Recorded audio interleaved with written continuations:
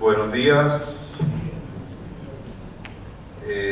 Me han pedido que haga una provocación en este tercer núcleo titulado Abrazando el Futuro, testimonio, misión, a quién y cómo servimos.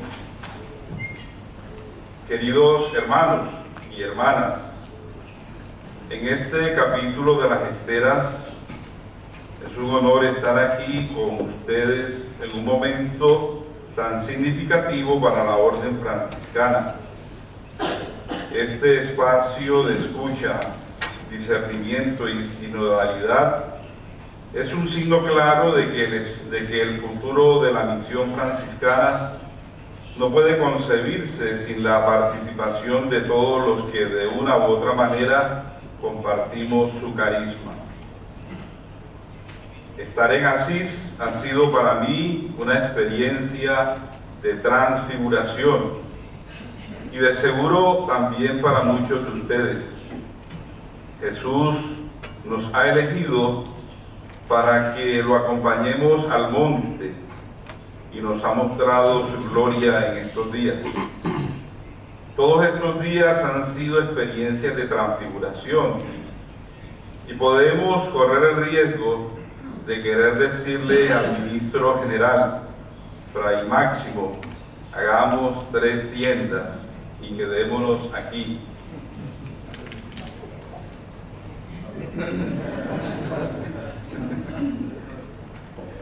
Hermanos, dentro de poco bajaremos al monte a cada una de nuestras realidades. ¿Qué vamos a hacer? ¿A qué nos vamos a comprometer? ¿Cómo vamos a afrontar cada una de esas realidades que hemos dejado de manera temporal mientras disfrutamos de esta experiencia de transfiguración?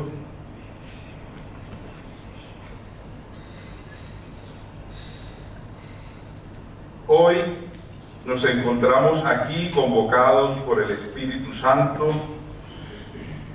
para aproximar unas respuestas a la pregunta ¿a quién y cómo servimos? Una pregunta que sin duda constituye un horizonte de reflexión profunda y muy seguramente un norte de acción en el marco de la misión eclesial. Para aproximar una respuesta sobre lo que hoy nos interroga, quiero proponer 5 desafíos que pueden ayudarnos a discernir cómo asumir la misión franciscana en el mundo actual. Primer desafío: escuchar el clamor de los pobres. No es posible servir si antes no ocurren 2 acciones que están invisibilizadas en las condiciones históricas actuales. Ver y escuchar a los pobres, a los humildes de Yahvé, ver con los ojos de la compasión, ver con la profundidad de la caridad cristiana, ver en la transparencia de la fraternidad a todos aquellos que han sido convertidos en no cosas, en sujetos de depreciación consumista. Y escuchar no es simplemente oír, es asumir al otro en perspectiva de humanidad transhumante, en perspectiva de itinerario por el desierto del individualismo. Hoy también como ayer, el llamado Escucha Israel, que resonó en el Antiguo Testamento, nos convoca a retomar la mirada a los pobres. En este sentido, San Francisco es un ejemplo de escucha activa. Recordemos que él se despojó de todo y elige vivir entre los más pobres. Hoy, sin embargo, la pobreza ha tomado nuevas formas. No solo hablamos de quienes carecen de lo material, sino de los descartados por la sociedad, los migrantes sin patria, los jóvenes sin futuro, los ancianos olvidados, las víctimas de la violencia y la indiferencia. Las políticas de ultraderecha en algunos países de América Latina y el mundo han exacerbado estas situaciones de abandono y marginación y han acrecentado las condiciones de pobreza y vulnerabilidad en las poblaciones menos favorecidas. Tenemos el ejemplo de Brasil, Argentina, El Salvador. Los discursos de odio y de criminalización de la pobreza han aumentado. Los migrantes son tratados como una amenaza. Las comunidades indígenas son desplazadas en nombre del progreso y los derechos laborales son socavados en favor del mercado. La globalización económica ha generado una concentración de la riqueza sin precedentes, mientras que millones luchan por sobrevivir en condiciones de precariedad. El Papa Francisco nos recuerda constantemente la urgencia de la solidaridad. Nadie puede quedar excluido. La economía de la exclusión y de la inequidad mata. Es una economía que mata. En este sentido, como franciscanos debemos ser voz de quienes no tienen voz, caminar junto a los más vulnerables y denunciar con valentía profética las estructuras de injusticia que perpetúan la pobreza. ¿Cómo podemos hacer que la misión franciscana sea más relevante para los nuevos pobres del siglo XXI? ¿Cuáles son las barreras que nos impiden comprometernos más con los excluidos y descartados? ¿Está nuestra estructura eclesial y comunitaria verdaderamente abierta a escuchar a los más vulnerables?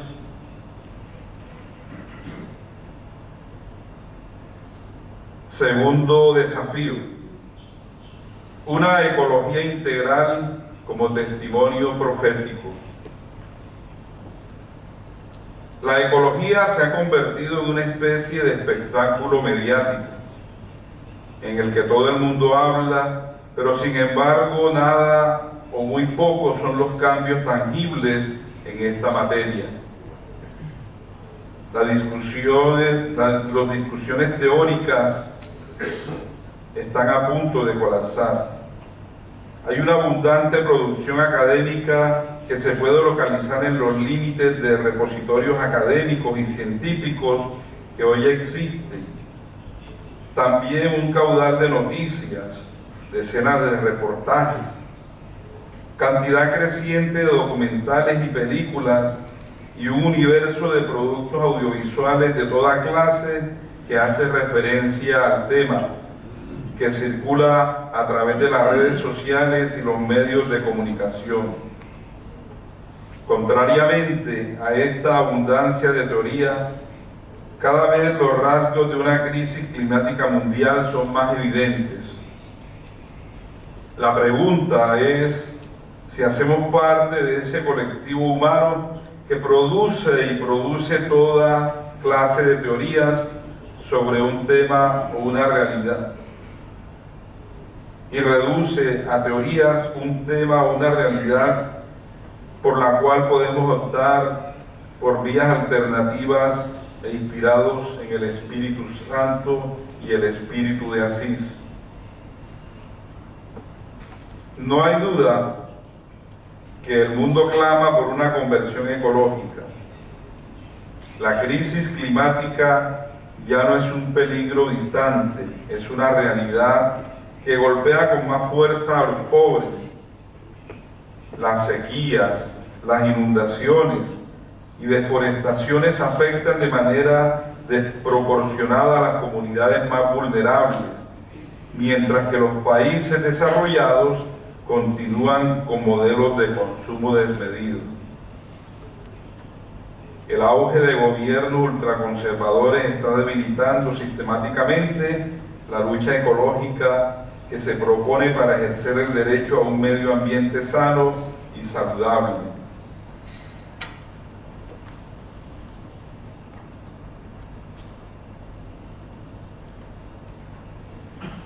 El Papa Francisco en Laudato Si nos urge a reconocer que todo está conectado y que la crisis ambiental es también una crisis social.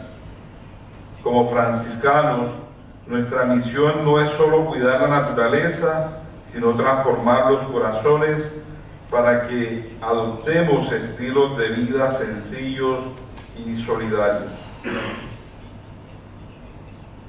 ¿Cómo podemos integrar la justicia ecológica en nuestra vida cotidiana y nuestra misión?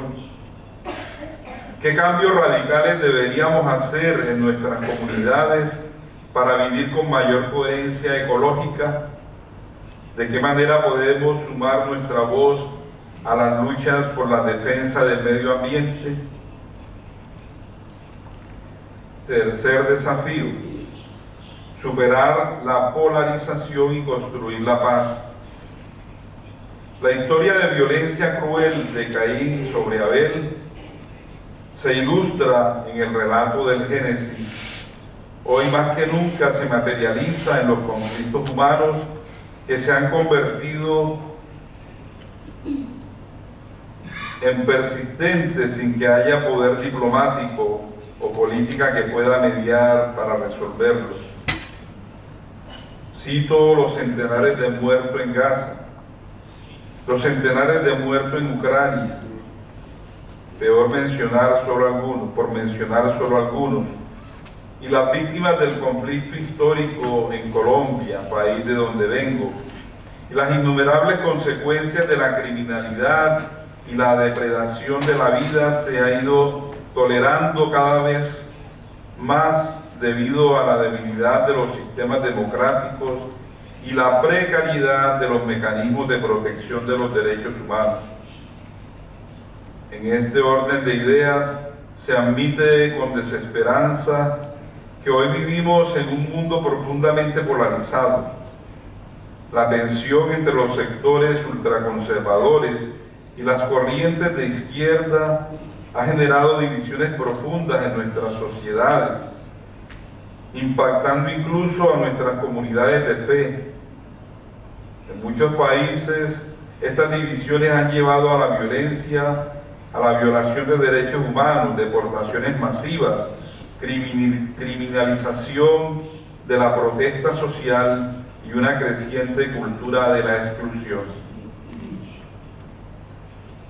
Contrario a este escenario se sitúa la vida según el Santo Evangelio, específicamente la vida en minoridad y pobreza.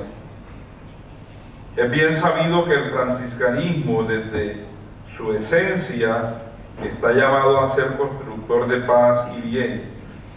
Está llamado a sembrar amor donde existe discordia, a construir puentes que acerquen a los hombres hasta sentirse hermanos, hijos de un mismo Padre. En este sentido, San Francisco es y seguirá siendo un buen testimonio de paz en tiempos de miedos y de guerras, dialogando incluso con el sultán en medio de las cruzadas. Hoy nuestra misión es similar: promover el diálogo donde hay enfrentamientos, la escucha donde hay gritos de odio, la reconciliación donde hay heridas abiertas. ¿Cómo podemos ser verdaderos constructores de paz en un mundo tan polarizado? ¿Qué mecanismos podemos usar para promover el diálogo y la reconciliación en nuestras comunidades? ¿Cuáles son los retos que para la orden franciscana sea un signo creíble de unidad en la diversidad?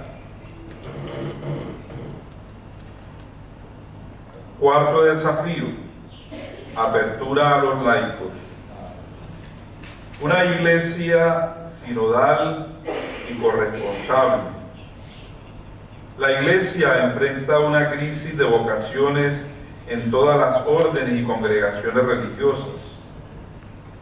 Ante esta realidad, las comunidades franciscanas deben abrirse a compartir su misión con los laicos, formando a hombres y mujeres para asumir responsabilidades en las obras educativas, colegios, universidades, centros sociales y otras obras que debido a la falta de frailes corren el riesgo de cerrarse.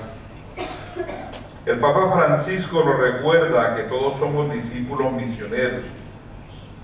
La sinodalidad no es solo un principio teórico, sino una realidad que exige nuevas formas de colaboración y corresponsabilidad. Si queremos que el carisma franciscano siga transformando el mundo, debemos confiar en los laicos y compartir con ellos nuestra espiritualidad y misión.